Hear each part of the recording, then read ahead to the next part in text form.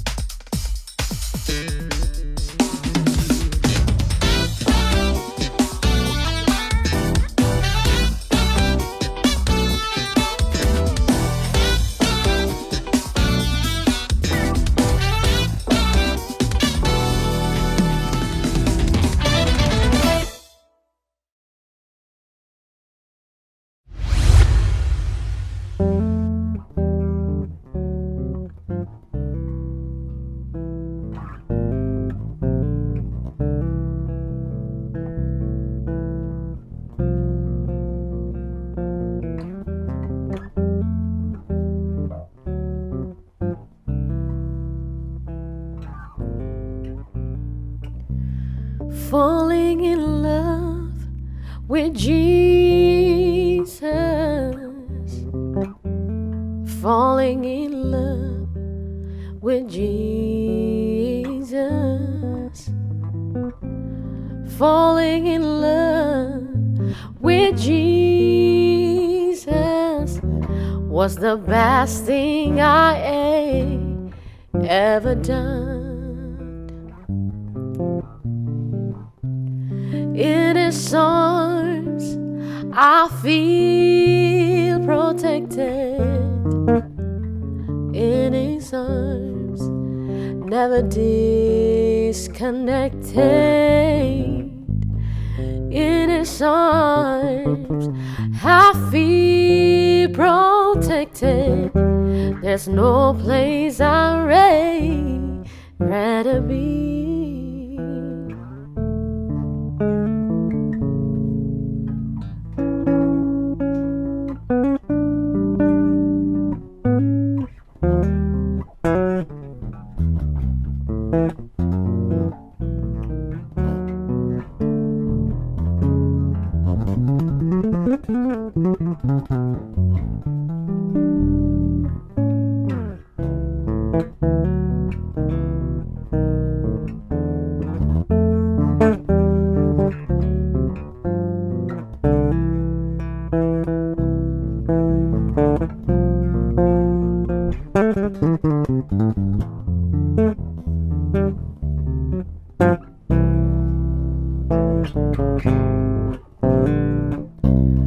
Falling in love with Jesus, I'm falling in love with Jesus, falling in love with Jesus was the best thing I ever done.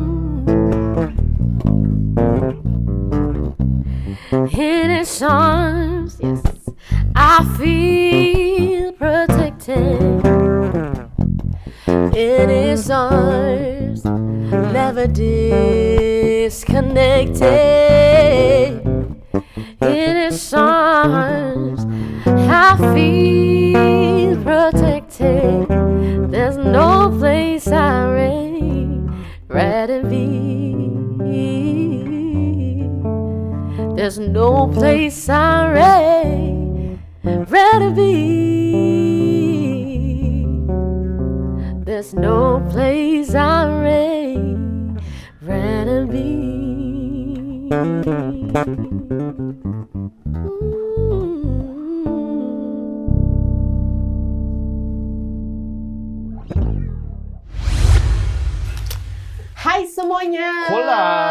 lagi bersama kita ada Bedli Kemahua di sini. dan saya Adina Syalahita di When the Music Fades. Fades. Ini program dari Pijar TV Yes. di mana kita akan menjawab semua pertanyaan yang masuk mengenai praise and worship. Betul sekali. Ini udah ada beberapa pertanyaan, kita langsung aja. Langsung. Pertanyaan pertama. Satu ya padahal ya, kenapa gua ambil banyak? Iya, banyak Dapat dua lagi. Ya udah, taruh aja ibu sekalian lah. Nggak apa-apa. Oh, baik. Ayo. Baik. Seperti biasa yang membacakan pertanyaan adalah saya. Ih, nggak panjang yang ini. Oke. Gimana saya tahu Tuhan sudah berkenan atas penyembahan saya? Wish. Wow. Ibu Dinda mau jawab dulu? Bapak Beri Saya lah. sambil cari ayat Alkitabnya. Saya ulangin lagi aja pertanyaannya ya. Salah ya. Jangan gitu, Ibu jawablah semampunya Ibu, nggak apa-apa Ibu. Gimana saya tahu Tuhan sudah berkenan atas penyembahan saya? Saya juga jadi mau cari ayat nih kayaknya. Sebentar guys. Sebentar ya guys. Sebentar.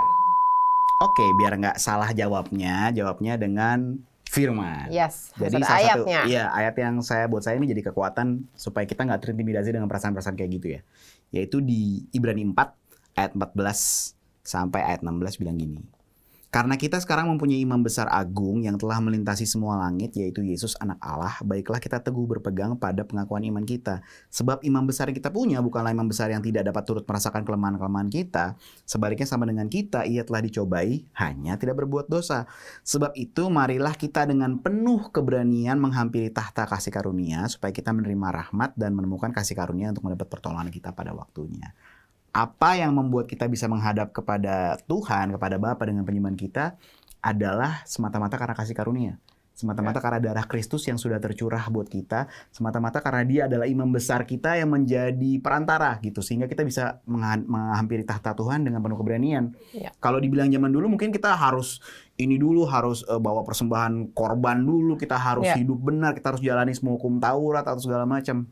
Tapi sekarang ini karena sudah ada Kristus, kita berpegang teguh iman kita pada karya keselamatan yang Kristus sudah buat di kayu salib. Betul. Sehingga melalui itu kita harus dengan percaya diri meyakini bahwa penyembahan kita seperti apapun bentuknya, selama didasari dengan sikap hati yang benar, itu berkenan di hadapan Allah. Kenapa? Karena yang dilihat bukan kitanya, tapi pengorbanan Kristus yang sudah memampukan kita dan melayakkan kita untuk berdiri di hadapan Raja. Yes. Kalau zaman dulu itu kita harus memberikan domba yang tidak bercacat. Ya, jadi dicek dulu tuh. Jadi misalkan dia mau kasih domba nih. Kan dia sudah melakukan mungkin kesalahan, dia mau kasih domba, dicek dulu tuh. Dombanya bercacat nggak? Nah, gini, kita ini sudah diwakilkan sama domba yang sempurna. Jadi domba yang terbaik. Jadi waktu Yesus disalibkan itu sudah mewakilkan kita. Gitu. Ya. Nah, kita di sini saat penyembahan balik lagi yang kita harus jaga adalah sikap hati kita. Betul. Ya. Jadi untuk menjawab pertanyaan gimana saya tahu Tuhan sudah berkenan atas penyembahan saya, yang pertama adalah memang kita karena kasih karunia dulu itu. Ya. Kita menyadari itu dulu. Betul. Bahwa kita sudah berkenan di hadapan Allah, bukan karena perbuatan kita loh, bukan karena kita rajin pelayanan, bukan karena kita rajin perpuluhan, bukan itu. Semata-mata karena kasih karunia, sehingga kita bisa layak berdiri di hadapan Dia. Nah, tapi kita juga harus dong jaga hidup kita. Setelah kita dapat hadiah itu akan menjadi bodoh kalau kita tetap berbuat ngaco gitu. Harusnya kita menjaga kehidupan kita. Roma 12 ayat 1 bilang gini, karena itu saudara-saudara, demi kemurahan Allah aku menasihatkan kamu supaya kamu mempersembahkan tubuhmu sebagai persembahan yang hidup, yang kudus, dan yang berkenan kepada Allah. Itu adalah ibadahmu yang sejati. Jadi menjadi sebuah penyembahan yang sejati, yang berkenan waktu kita mempersembahkan tubuh kita. Berarti kita menjaga hidup kita. Kita tahu banget bahwa semua yang kita lakukan untuk memuliakan nama Tuhan. Jadi kita mulai lihat tuh, list aja di kehidupan kita. Yang ini kayaknya nggak berkenan deh kalau buat Tuhan ya. Kayaknya ini nggak memuliakan Tuhan deh. Oh, yang ini memuliakan Tuhan. Kita berpotensi di bagian sini. Dan pada akhirnya kita akan memahami bahwa kita bisa datang ke hadapan Tuhan dengan penuh kepercayaan diri gitu. Sekali lagi, bukan karena kita, tapi karena perbuatan Kristus di kayu salib. Yes, di 1 Korintus 1 ayat 9 sampai 31 kalau misalnya dibaca di situ ada kata di dalam Kristus itu adalah karya Allah gitu ya. Dalam rencana yang besar yang membawa Kristus sebagai perwakilan bagi kita. Oke, nah kayak misalkan keputusan untuk bertumbuh, menjaga hidup kita, gaya hidup penyembahan, hati yang benar, dan itu adalah keputusan kita. gitu. Jadi memang kita sudah dilayakkan, tapi along the way pertumbuhan, keputusan-keputusan dalam gaya hidup kita itu keputusan kita sendiri yang kita, karena ada free will kan, benar ya? Betul. Jadi itu harus kita membangun kesadaran penuh kalau kita harus menjaga hidup kita untuk sebagai persembahan. Gitu. Jadi menjaga hidup kita itu sebagai respon. Betul. Karena Tuhan sudah memberikan hadiah, anugerah keselamatan, kasih karunia sehingga kita berkenan di hadapan Allah. Respon kita adalah kita menjaga hidup kita improve skill kita, dan penyembahan kita tentunya akan berkenan di hadapan Allah. Yes. Next. Oh, Next beda nih ya question. tangannya. Iya. Tangan misteriusnya berbeda kali ini. Berbeda. Katanya penyembahan itu lebih dari sekedar nyanyi dan musik, Kak. Maksudnya gimana tuh? Gimana tuh? Sebenarnya nih ya, semua tuh basicnya sebenarnya sama ya. Iya. Sikap hati gitu ya. Ini sebenarnya nyambung sama yang tadi ya, yang tadi ayat yang tadi aku dan baca episode sebelumnya. Betul. Nonton ya episode sebelum-sebelumnya supaya mungkin udah terjawab pertanyaan di situ. Yang ingat nggak yang pertanyaan tentang kalau misalkan non-Kristen nyanyi lagu Kristen gitu kan. Gitu, itu kan hanya sekadar nyanyi dong, tapi dia benar penyembahan nggak gitu. Betul. Karena penyembahan itu diawali dari sikap hati dulu gitu. Bukan sekedar kita nyanyi bagus, bukan sekedar kita tahu teknik vokal yang benar, bukan sekedar kita bisa nyanyiin semua lirik lagu dengan baik. Tapi yang penting gini, waktu kita bernyanyi, apakah kita mengimani apa yang kita nyanyikan? Apakah lirik itu, misalnya gini deh, kita nyanyi lagu Ku diberi kuasa. Percaya nggak lu bener-bener diberi kuasa? Lalu dibilang, bila Allah ada bersamaku. Lu percaya nggak Tuhan tuh ada sama lu tiap hari gitu? Itu sesuatu yang bukan hanya sekedar nyanyian, tapi kita harus hidupi, kita harus pahami bahwa itu adalah bagian dari kehidupan kita. Nah tadi saya udah sempat baca di pertanyaan sebelumnya, Roma 12 ayat 1. Demi kemurahan Allah aku menasihat kamu supaya kamu mempersembahkan tubuhmu sebagai persembahan yang hidup, yang kudus, dan yang berkenan kepada Allah. Itu adalah ibadahmu yang sejati. Jadi bukan sekadar cuma nyanyi aja, tapi kehidupan kita setiap hari yang berkenan kepada Allah. Jadi gimana maksudnya? Dalam pekerjaan kita berikan yang terbaik, kita excellent. Dalam studi kita berikan yang terbaik, kita excellent. Kita bantu orang nggak setengah-setengah, kita nolong orang sampai paling pol yang bisa kita lakukan, itu adalah excellent. Dan waktu kita melakukan hal yang excellent, kita sedang memuliakan Tuhan dalam kehidupan kita. Jadi kalau menurut saya pribadi, penyembah sejati itu tidak akan pernah berhenti menyembah. Jadi nggak bisa tuh cuma 30 menit, 45 menit terus mimbar hari Minggu, Tuhan baik, selesai, keluar dari ruangan ibadah, harusnya dia tetap menjadi seorang penyembah. Karena kehidupannya sehari-hari adalah ibadah yang sejati, adalah penyembahan yang sempurna. Betul sekali. Bu Dinda mungkin mau tambahin? Di sini kan pertanyaannya, katanya penyembahan itu lebih dari sekedar nyanyi dan musik. Maksudnya gimana? Karena menyembah Allah itu kan dalam roh dan kebenaran. Oke, kita cari ayatnya itu ada di Yohanes 4 ayat 23. Ya, ayat 24. Ayat 24, Bapak. Oke, baca aja ya. Boleh dibaca? Yohanes 4 ayat 24. Allah itu roh, dan barang siapa menyembah Dia harus menyembahnya dalam roh dan kebenaran. Itu bisa di-highlight kalau misalkan ada Alkitab atau Alkitab. Bisa di-highlight aja. Allah itu roh, dan barang siapa menyembah Dia harus menyembahnya dalam roh dan kebenaran. Bukan gini, harus menyembahnya dengan vibra yang bagus, nyanyi yang bagus. Enggak disuruhnya di situ. Harus menyembahnya dalam roh dan kebenaran. Namun di Mazmur ya, play skillfully itu ada di ayat mana tuh? Mazmur 33 ayat 3. Tapi memang, nih kita baca deh. Mazmur 33 ayat 3 mengatakan, sabar ya guys, Alkitabku. Mazmur 33 ayat 3. Tara, nyanyikanlah baginya nyanyian baru, petiklah kecapi baik-baik dengan sorak-sorai. Kalau bahasa Inggrisnya. Ibu kok bingung gitu, Ibu? Iya, bahasa Inggrisnya. Sing to him a new song, play skillfully with a shout of joy. Di situ dibilangnya play skillfully. Kalau bahasa Indonesia cuma bilang baik-baik ya. Kalau bahasa Inggrisnya original bahasa aslinya di NKJV bilang play skillfully. Berarti kita harus memaster yang kita gunakan sebagai upgrade. Ya, kita harus upgrade terus gitu. Kayak excellent, kayak misalkan mungkin di sini yang suka main games nggak sih? Suka main games. Kita mungkin awal nggak bisa nih main games gitu kan. Tapi lama-lama kita mau upgrade diri kita. Bahkan alatnya kita upgrade ya kan. Gitu. Kenapa kalau buat Tuhan kita nggak mau upgrade diri kita? Gitu aja sih pertanyaannya. Betul. Jadi pertanyaannya jawabannya. Ya, jadi nanti kalau teman-teman bingung gitu ya. Kalau misalnya jawaban kita jadi terlalu luas nih ya. Cuma basically yang mesti diingat adalah kita upgrade di berbagai sisi. kita memahami bahwa secara bermusik, nyanyi kita harus naik skill, bermusik kita harus kemampuan kita tambahin, tapi kehidupan kita itu sebenarnya juga jauh lebih penting, bahwa kehidupan kita yang menyembah setiap hari itu lebih dari sekedar bernyanyi dan sekedar bermusik. Demikian. Next. Pertanyaan berikutnya. Masih pertanyaan berikutnya. Pertanyaannya adalah, Deng panjang lagi. gue jujur butuh Mau aku yang kacamata lagi. mau aku bacain Nggak bisa. Kak, gerejaku kecil dan ada di daerah pojokan kota. Jemaatnya hanya 50-an, termasuk pengerja. Kami kadang iri melihat gereja-gereja besar punya tim PW yang banyak banget dengan alat musik yang lengkap. Ingin deh Kak tampil semegah itu. Kapan ya kami gereja yang kecil ini bisa seperti itu?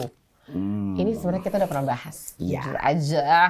Tapi kami berdua pun melayani juga di gereja yang awalnya orang cuma 50 orang ya. Iya, gereja ibaratnya gereja keluarga lah ya. Gereja keluarga, semua saling kenal, cuman 50 orang, dia lagi, yang layanin dia lagi, yang main musik dia lagi, yang ngajar sekolah minggu dia lagi gitu. Tapi akhirnya waktu kami fokus sama visi dan kami paham bahwa ada visi Tuhan di situ, kami mulai excellent di setiap bagian dan setiap divisi kami. Sekarang akhirnya jemaat kami pun bertumbuh gitu, dan akhirnya kami juga punya gedung gereja yang baru. Kita udah jadi lebih, boleh dibilang bisa lebih lebih banyak kuantitas. Tapi menurut saya poinnya bukan di kuantitasnya gitu, poinnya tuh di kualitas. Gimana caranya kita bisa setia dengan perkara kecil, gimana kita bisa memaksimalkan yang cuma 50-an orang ini, bahkan cuma 20 orang pun nggak apa-apa, maksimalin. Kita berikan yang terbaik. Kita udah pernah bahas di episode sebelumnya ya, bahwa it's not about the instrument. Itu bukan soal alat musiknya, bukan soal tim PW-nya lengkap, banyak, ada 30 orang misalnya pakai big band, pakai orkestra. Bukan itu poinnya. Tapi gimana kita memahami esensi dari penyembahan itu sendiri, gimana kita memahami bahwa kita datang berkumpul untuk memuliakan nama Tuhan gitu. Jadi fokusnya jangan ke hal-hal yang menurut saya nggak esensial ya. Menurut saya nggak esensial. Karena let's say Daud deh, kita tahu soal Daud gitu. Daud kita tahu sebagai seorang raja gitu. Tapi waktu dia sebelum jadi raja, dia hanyalah seorang gembala yang menggembalakan hanya 2-3 ekor, bahkan ya nggak banyak. Tapi kita tahu bahwa dia menyembah loh dalam kehidupan sehari-harinya. Dia tuh seorang penyembah gitu. Dan dia bisa menyembahnya dengan menggunakan kecapi. Nggak pakai full band, nggak pakai amplifier, nggak pakai lighting, nggak ada jemaat gitu. Dan tadi waktu itu saya sempat bahas juga di episode sebelumnya, jemaat-jemaat gereja di Cina, di mana mereka nggak boleh beribadah loh, mereka dilarang. Mereka harus ke bawah tanah, underground church, di mana itu nggak ada lighting, nggak ada segala. Mereka cuma pakai suara aja nyanyi. Tapi karena mereka mengerti esensi bahwa mereka mau menyembah dan memuliakan Tuhan, dan itu adalah sebuah privilege buat mereka. Mereka melakukan itu dengan senang hati, tanpa harus ada bantuan sound system yang lengkap, tanpa harus ada lighting yang keren, tanpa pakai AC gitu. Jadi kita harus kembali ke fokusnya bahwa heart of worship itu yang paling penting, hati yang menyembah. Bahkan ketika musik sudah nggak berbunyi, bahkan ketika sound system nggak ada, kita tetap bisa menyembah Tuhan, karena itu adalah esensi dan poin penting. Betul. Sebenarnya balik lagi, kita apa sih yang ada di tanganmu? Gitu kan, nggak harus sesuai dengan pengen deh kayak gereja yang di sana, nanti sikap hatinya salah, benar nggak? Jadi yang kita kejar cuma itu aja. Nah, masalah gini, misalkan kayak Musa cuma ada tongkat, tapi dia bisa pakai tongkat itu dengan excellent. Tongkat itu membelah laut loh. Yes. Membawa bangsa Israel keluar dari Mesir. Kuncinya adalah membawa jiwa-jiwa. Gini, di saat kita udah punya visi misi, atau bahkan kita udah banyak jemaat, itu semakin berat, semakin banyak tanggung jawabnya. Karena bukan hanya kita bernyanyi, hanya pelayanan di hari Minggu, enggak. Tapi karena kita harus bertanggung jawab, ini jiwa yang harus dimuridkan. Betul. Selalu ingat, amanat agung adalah memuridkan. Tuhan Yesus bilang, pergilah jadikanlah semua bangsa muridku. Bukan pergilah buatlah gereja dengan sound system yang bagus dan tim PW yang keren. Enggak, dengan kuantitas yang banyak, enggak. It's all about memuridkan. Jadi pada akhirnya ketika kita makin banyak berjumlah, jemaat juga makin tambah banyak, kita juga bertanggung jawab lebih banyak gitu. Jadi pastikan dirimu sudah siap, karaktermu sudah siap, teman-teman sepelayananmu sudah siap, baru kita bisa dapat bagian di situ. Tapi sementara ini, fokuslah dengan yang kalian ada, setialah dengan perkara yang kecil, maka Tuhan akan mempercayakan kepadamu perkara yang lebih besar. Siapa tahu dari 50-an orang itu, mereka benar-benar dimuridkan, lalu mereka menyebar di seluruh kota, negeri, bangsa manapun. Ternyata mereka bisa membangun lagi yang lebih besar ada lagi. jiwa-jiwa lagi yang dimenangkan, kita nggak pernah tahu kan. Jadi fokus aja di visi misi dulu. Gereja itu apa, dan amanat agung adalah memuridkan. Betul. Oke, next. Satu lagi bisa. One last question. Tangan ajaib. Ding. Tangan misterius harusnya ya. Tangan misterius. Tangan serius. Oh, salah. Jawaban kita yang serius. Tangan misteri. Nih, lucu Lucu banget. banget lagi katanya. Kenapa kalau menyembah sambil nyanyi banyak kan tutup mata sih, Kak? Gue biasanya merem-melek begini sih, enggak lah. Saya juga gitu kok. Banyak kan tutup mata. Kan ekspresi tiap orang beda-beda ya. Ada yang nggak tutup Ada mata yang kok, nggak ada tutup nggak? mata. Teman saya ada yang malah kebanyakan melihat gitu loh. Ada yang cuma sebelah gitu. Enggak ya? ada. Enggak ada. Canda. Jangan berbohong, nggak Jangan berbohong, berbohong, salah. enggak. Nggak, tapi mungkin kalau dari seorang penyanyi ya, banyakkan tutup mata mungkin lebih fokus aja kali. Betul. Lebih fokus, jadi kita juga gini, namanya mata ya, pasti apalagi kalau misalkan orangnya emang kepoan gitu, Iya. kita akan melihat, ih jemaatnya ngerespon nggak ya? Benar. Ini jadinya gitu, jadinya mungkin takutnya nggak fokus gitu loh. Betul. Cuman kalau bisa sih jangan tutup mata terus ya. Ntar Kita udah kan selesai tetap kita harus nggak lihat MD nih. Iya. Nanti udah selesai, udah lewat lagu masih nyanyi yang sama. Gitu. Iya, belum. Mungkin ada kalau di gereja kan ada apa? Floor D ya, floor director udah suruh habis Selesai, gitu, masih. kita nggak lihat gitu. Tapi kalau misalkan banyakkan tutup mata sih mungkin Lebih ke fokus sih, gimana? fokus. Karena kan sebenarnya kalau mata kita tetap terbuka, kadang kita jadi distracted sama hal lain, kita jadi fokus kita bisa gampang Iya. switch, gampang teralihkan. Ada yang kalau Mungkin saya kalau kayak jemaat gitu, misalnya lagi nyembah gini, lampunya mati satu tuh gitu. Fokusnya malah kayak yang kayak gitu-gitu. Ternyata AC-nya belum diganti, gitu. iya. Belum diservis Atau tuh. kalau Gitu. misalkan tipe yang tidak bisa apa ya, kayak multitask gitu ya, dia harus fokus. Seperti saya, saya tuh harus merem sih kayak karena biar fokus aja. Betul, tapi memang sih itu sekedar tips ya buat teman-teman mungkin yang worship leader ataupun music director, misalnya lagi fokus menyembah tuh singer gitu ya, fokus menyembah boleh, tapi sekali-sekali boleh tuh buka matanya tuh ya nggak? Coba Mau lihat. pergantian ya kan, mau pergantian segmen nih, mau ganti dari chorus balik ke verse, musik kode jangan-jangan memang dia mau ulang sekali lagi chorusnya. Bisa Tapi yang paling kelewat. penting adalah bukan tutup mata, atau yang penting kita peka Tuhan mau apa. Oh haleluya. Ya, yang penting peka Tuhan mau apa. Kadang-kadang di saat penyembahan itu Tuhan suruh kamu berdoa untuk orang itu lagi. Itu juga Sering bisa banget loh. lagi. Iya, jadi yang penting peka. Ya, Terkonek, ya, ya. sedap. Haleluya. Terima kasih semuanya yang sudah mengirimkan beberapa pertanyaan untuk kita jawab. Kalau Yes. misalkan tidak terjawab, boleh langsung kirim lagi pertanyaannya. Kirim lagi, dan jangan lupa buat kalian yang nanya ada kesempatan untuk mendapatkan giveaway ya. Oke. Merchandise menarik Wih, tangan misterius lagi dari nih. Pijar TV.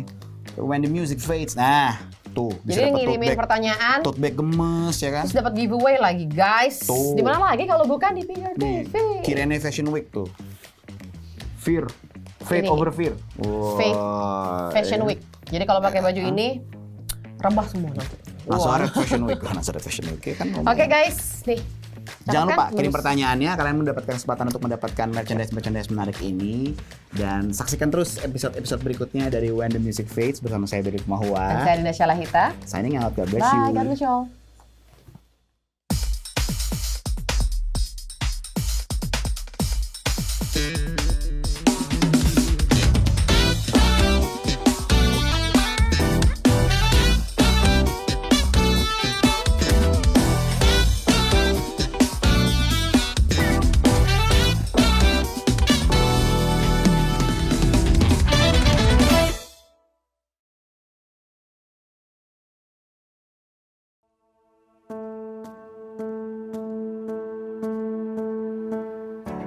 Saudara baru saja menyaksikan video yang dapat membantu terjadinya perubahan besar dalam kehidupanmu. Saat ini saya ingin memberitahu saudara bahwa setiap manusia, termasuk saudara dan saya, diciptakan Allah untuk hidup dalam rencananya yang besar. Tapi sayang ada banyak orang yang sedang kebingungan mencari jawaban tentang apa arti kehidupan ini. Mungkin saudara adalah salah satu dari mereka yang bertanya, jika Allah menciptakanku untuk sebuah tujuan yang besar, mengapa saat ini ada begitu banyak masalah dan konflik yang aku hadapi? Bahkan mungkin saat ini saudara sedang merasa marah dan putus asa karena semakin saudara mencoba untuk mencari jawaban sendiri, semuanya semakin terlihat buntu, sepertinya tidak ada pertolongan. Saudara, belenggu keputusasaan, beban yang berat, dan hati yang duka ini semua terjadi karena belenggu dosa dalam hidup kita yang menjauhkan hubungan kita dengan Tuhan, sumber kasih dan pengharapan. Sehingga kita merasa hidup kita kosong dan tidak bermakna, dan apapun yang kita lakukan tidak bisa melepaskan belenggu dosa ini. Tetapi syukurlah ada kabar baik yang begitu indah. Karena kasih Tuhan Yesus Kristus rela mati di atas kayu salib untuk saudara dan saya. Ia rela menanggung semua keputusasaan, kesedihan, dan hukuman dosa yang seharusnya ditimpakan kepada kita karena dosa yang membelenggu kita. Sehingga kita bisa kembali menjalin hidup sesuai rencananya yang indah bagi kita. Apa yang perlu kita lakukan untuk mengalami ini? Kita hanya perlu menerima Yesus secara pribadi sebagai Tuhan dan Juru Selamat yang bertahta dalam kehidupan kita. Saya telah mengambil keputusan tersebut, maka kini saya bisa hidup dalam tujuan yang Tuhan sudah rancang dengan indah untuk saya. Bagaimana dengan saudara? Kalau saudara masih ragu, masih ingin bercerita, bertanya, dan ingin didoakan secara pribadi, kami bisa membantu saudara untuk mengenal Yesus lebih lagi. Saudara dapat menghubungi tim Pijar TV melalui WhatsApp di nomor 0813 8700 7055. Saya sungguh berharap saudara mengambil keputusan yang indah ini, sehingga hari ini juga saudara bisa berlari bersama dengan saya untuk menggapai tujuan hidup yang Allah sudah rancang bagi setiap kita.